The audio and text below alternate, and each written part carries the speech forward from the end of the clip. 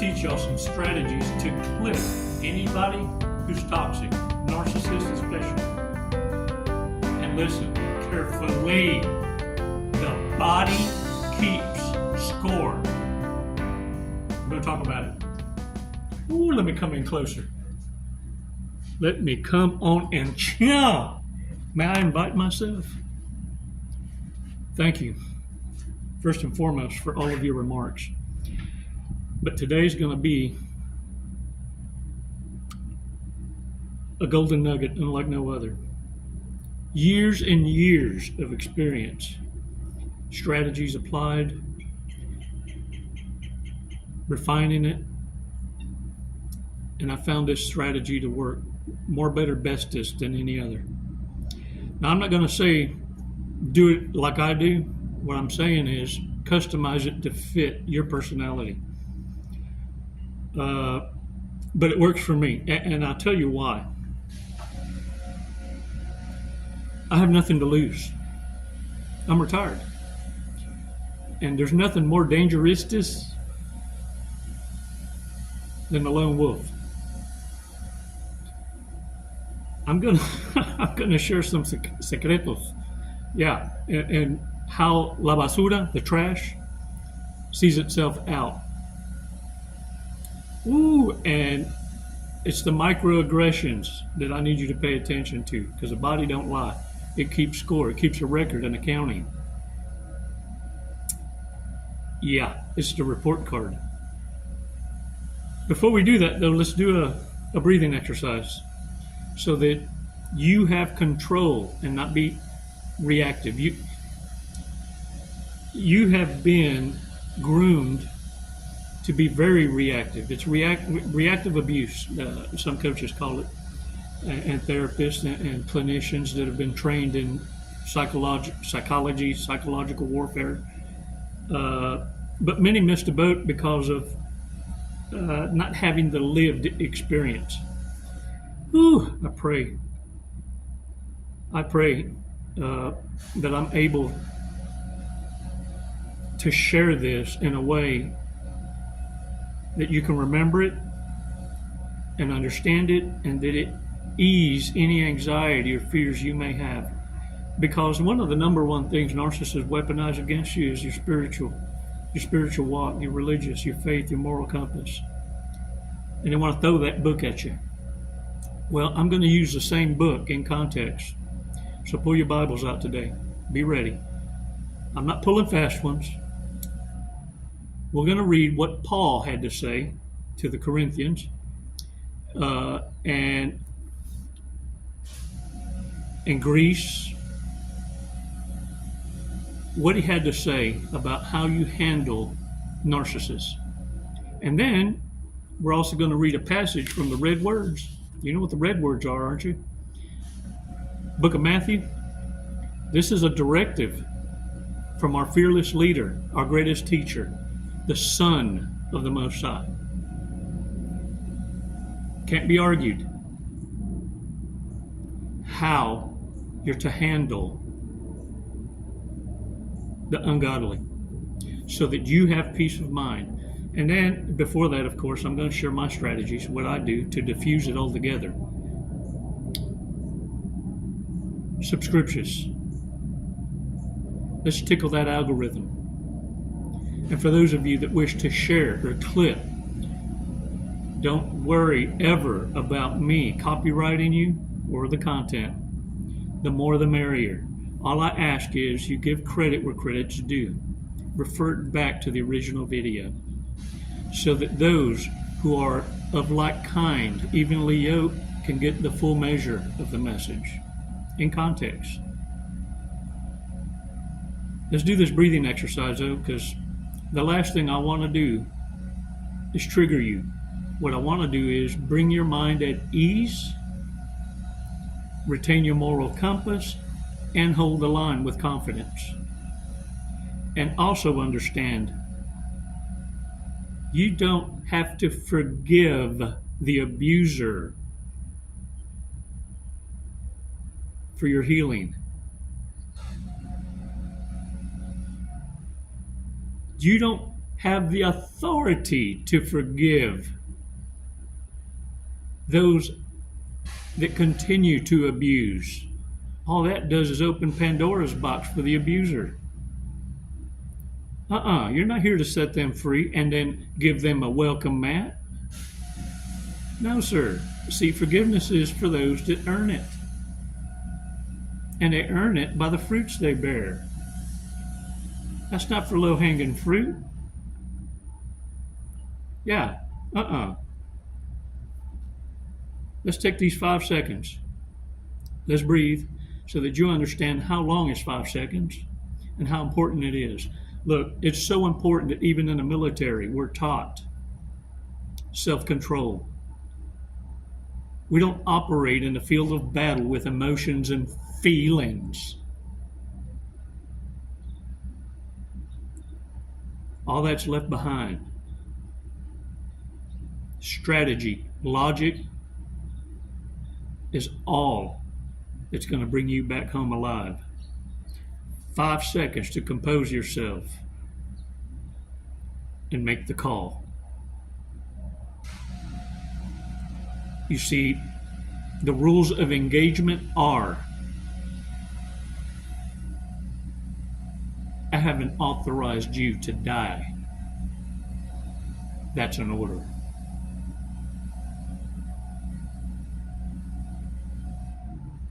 This awareness comes with a stewardship of responsibility. And I'm proud of you. Look, I'm going to tell you right now, off the cuff. If you're learning about narcissism and becoming more aware, and now you're refining what it is you're learning so you can have simple application, you've already won. You've already won. Stay tuned, because I'm fixing to give you more ammunition. And the only ones cringing are the narcissists that played themselves. You know what they're wondering? How long have you known what we were doing and let us do it to ourselves?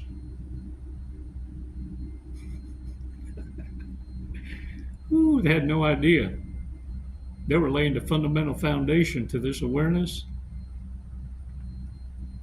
And you dismissed class when you got enough.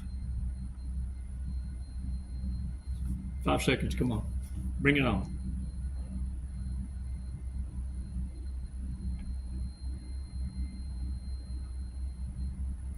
Release slowly.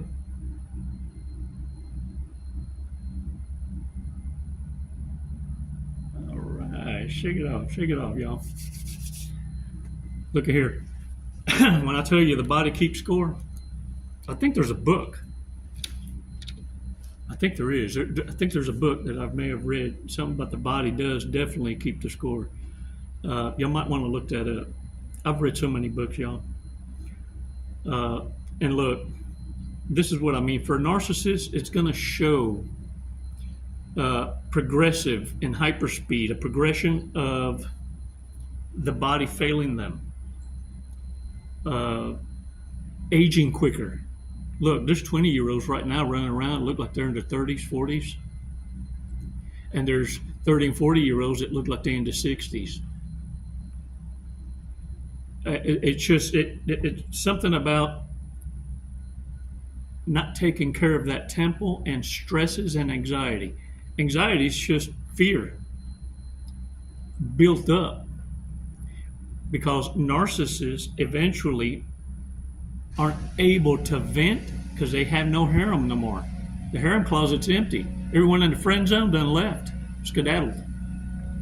Figured them out, the hard way, of course. But nonetheless, the ultimate is the emptiness, that void. They're not able to catapult that onto another, to project. And when they lose that kind of audience, they have to keep it inside. I always said they're like a time bomb waiting to go off. Just waiting for an innocent passerby to look at their watery eyes and go, "Are you okay?" And go, boof, trauma dump. Oh, it's immediate. They can't help it. They can't control it. They haven't had attention in so long that it's that explosive. And look, empaths, it's different for you. The report card on your body is telling when you're suffering through narcissistic relationships. That kind of abuse is very telling on your body. But you know what makes you beautifully different? When you leave the narcissist, that environment, whether it be your whole family, associations, or relationships, whatever level of devil, when you leave that environment, your body begins to improve in spite of the abuse. Yeah. See, your body keeps score differently, and you begin to reverse the aging process. Your body begins to heal immediately. For narcissists, it will never recover because it will never change their ways. And as that psychopathy, that the level of devil begins to rise, the less and less they're going to be able to recover. I venture to say, look, full-blown NPD is what it is. There's no going back. Full NPD is what it is. It's a tragedy, but it's not your problem. Narcissistic traits are different because that was a learned behavior that you adopted in order to survive being raised in the insane asylum. Yeah, this is stuff that can be worked out. This is where sitting on a couch with a trained professional.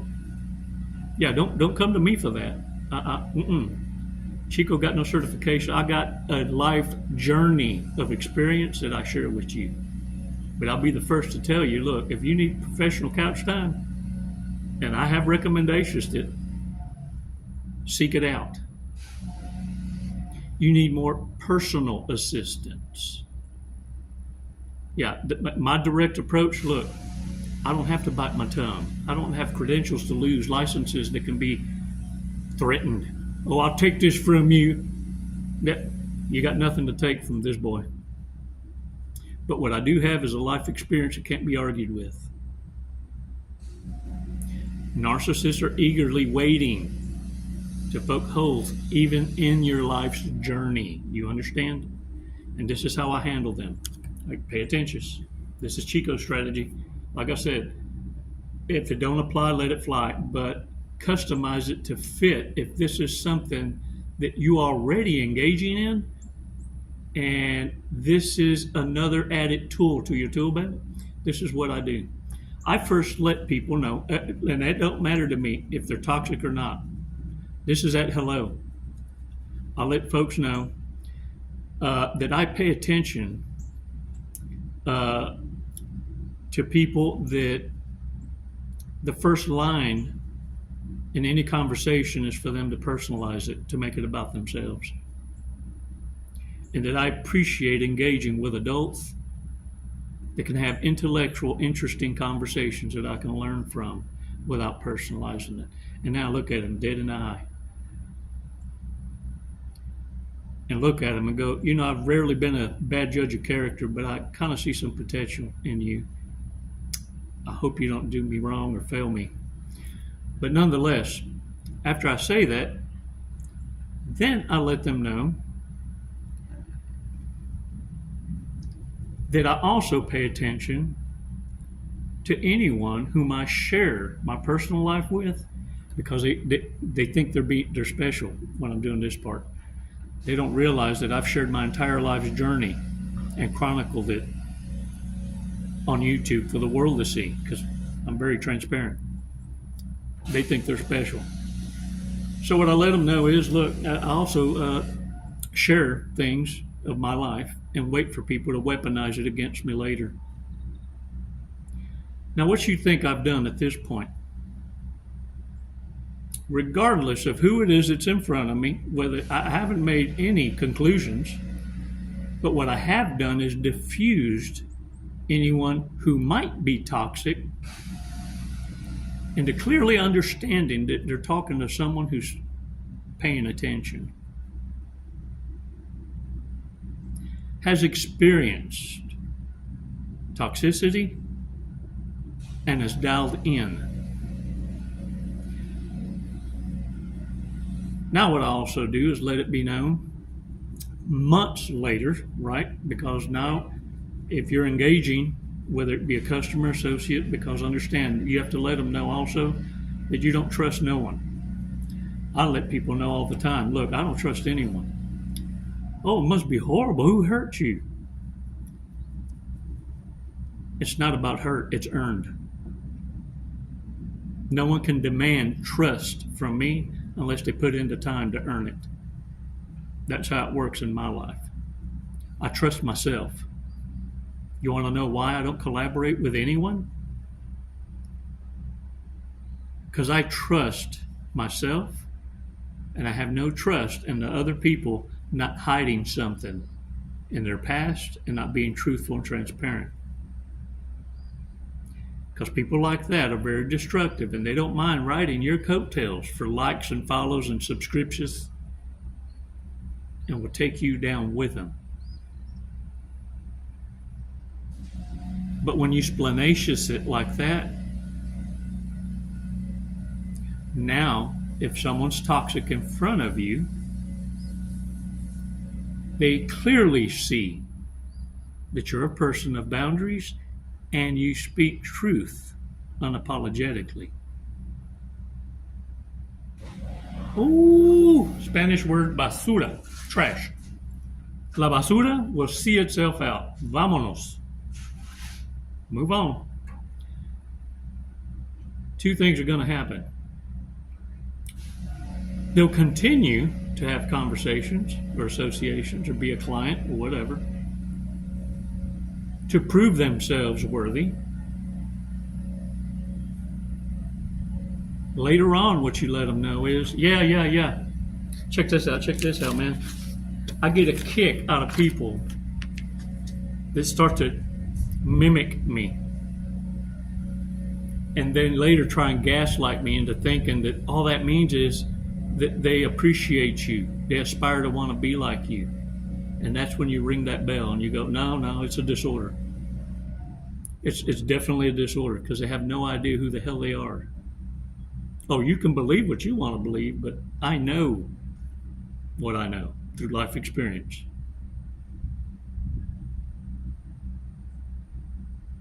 Let time go by some more, and then let it be known.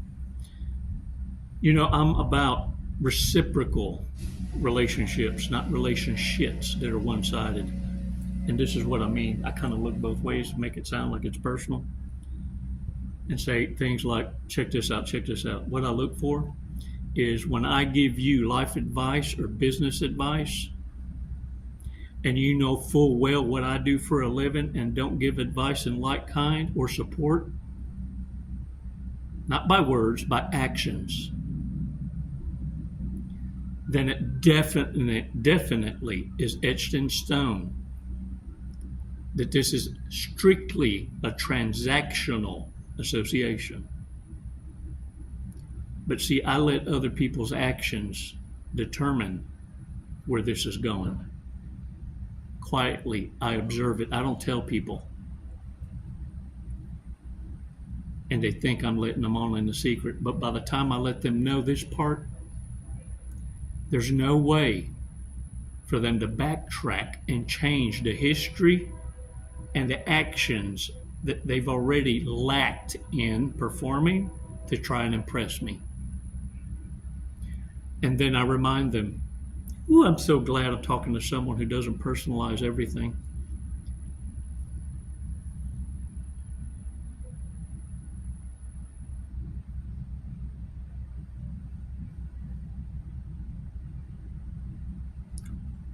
Yeah, silence. This is the part where you're looking at microaggressions and you're going to see them see themselves out. It makes them very uncomfortable because the only validation they're getting from you is that they're going to act mature about it, not self-convict and bite their tongue Because now they know fully what you're paying attention to and what you're doing. But they can't say it. I know what you're doing. Oh, they want to. But their body's going to say it. There's going to be a shift in posturing. Some of them go into cold sweats on a winter day. You feel me? Have you been paying attention? Stop what you're doing. Grab your Bible. I'm going to fix this self-conviction that you feel when you have to do what you have to do and your back's against the wall.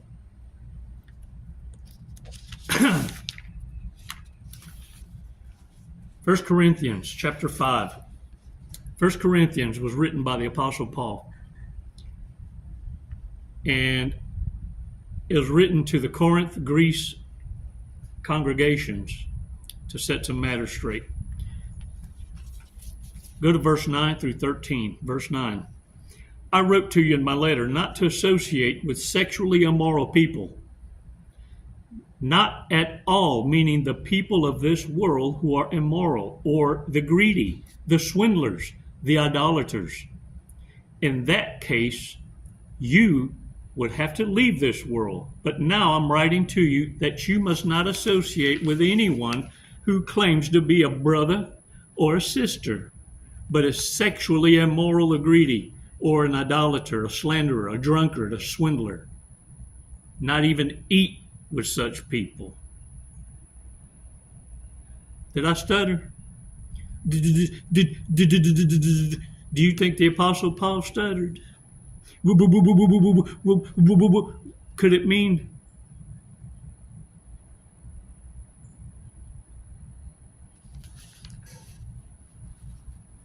it goes on to say, what business is it of mine to judge those outside the church? Sounds like a narcissist, maybe a Pharisee trying to defend the undefendable. Are you not to judge those inside? God will judge those outside. Expel the wicked person from among you. La basura. Vámonos. If the trash don't see itself out, you see it out. You call it out and bye-bye. Make them uncomfortable. You're not welcome.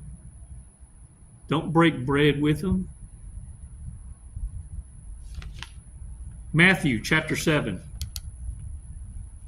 Matthew, Mark, Luke, John, Acts. Matthew chapter 7. The Gospel of Matthew, everyone attributes to Matthew being the author, but understand Matthew was an apostle directly chosen by Yahweh, by Yeshua, the greatest teacher. And the words he wrote were spoken by the Lord himself, the red words. Watch out for the false prophets. Verse 15. Watch out for the false prophets that come to you in sheep's clothing, but inwardly they are ferocious wolves. The devil goes to church. By their fruit you will recognize them. Do people pick grapes from thorn bushes or figs from thistles? Likewise, every good tree bears good fruit, but a bad tree cannot bear good fruit.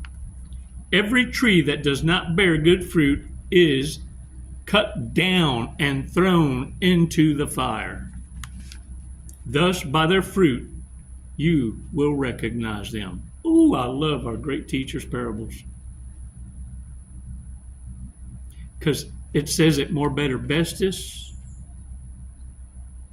how to treat narcissists, narcissism, psychopaths, sociopaths that are trying to blend in amongst those with balanced minds, hearts.